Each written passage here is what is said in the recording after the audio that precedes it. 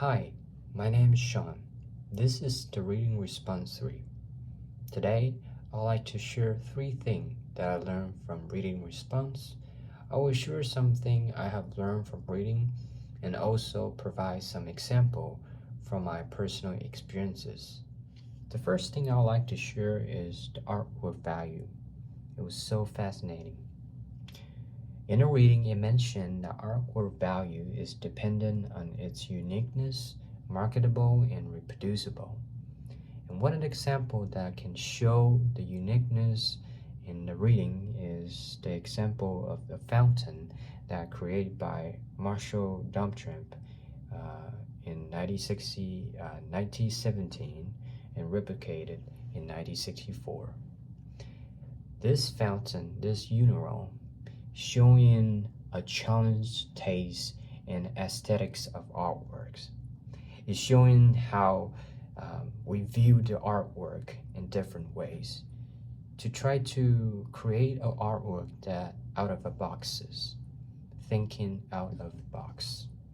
So I think this is something that can show the uniqueness of artwork, and it's how the creator using this way to challenge the art and to explain the definition of work in a more advanced way. I would also like to share my personal experiences related to the value of artwork. When I was in high school, in the sophomore year, I was so love about arts. So I created an artwork, but this artwork not necessarily considered an artwork for most of people. But for me, it is something that shows my identity and is something that I perceive as artwork. I using the plastic and metal to create my Chinese name. It helps me to realize how is my Taiwanese identity and how it connected to my Chinese name. So I think from this point of view, a lot of people may consider this as not artwork, but from my point of view, it is something that consider artwork that related to my personal experiences, my personal background, my cultural background. So I think this is something that unique and something that is memorable and something that can be also marketable. The second thing I'd like to share from the reading is reading image as ideological subjects. In a reading, it mentioned that dominant ideologies are the same as common sense. And one creator in the reading also mentioned in 1960, it mentioned imaginary relationship of the individual to their real condition. Without ideologies, we have no means of experiencing reality. So I think from this reading, I realized that ideology is something that allows us to think and to experiencing things. And something that we already know is something that connected to our past experiences. So when we see a new thing that related to our past experiences, we immediately know what it means.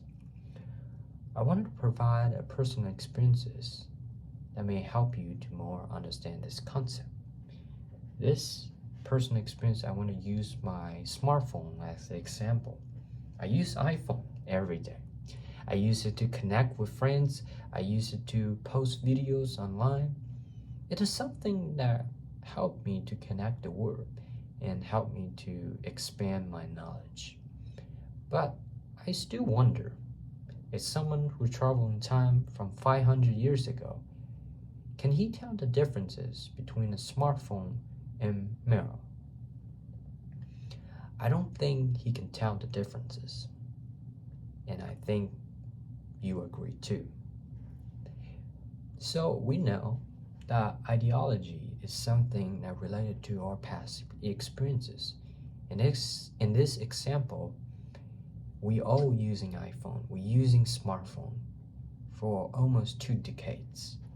So we had experiences. So when we see a smartphone, we will be very easily to tell the differences between a smartphone or a mirror. So, this is something I realized, that ideologies is related to our past experiences. Now, I'd like to share the third thing I learned from the reading. Viewing strategies. As is mentioned in the reading, negotiation depends on our personal experiences. And one example from the reading is that punks create new signs, giving those objects new meaning and aesthetic value. I think negotiation is the process when we have new idea. One example from my personal experiences is that a lot of people in the past have different opinion of fashion as compared to today. And 10 years ago, when I was in elementary school, people have different fashion about how they should wear. I remember a lot of people in 10 years ago very, very much like to wear like American style. Whereas now, most of my country people in Taiwan are more K-pop style.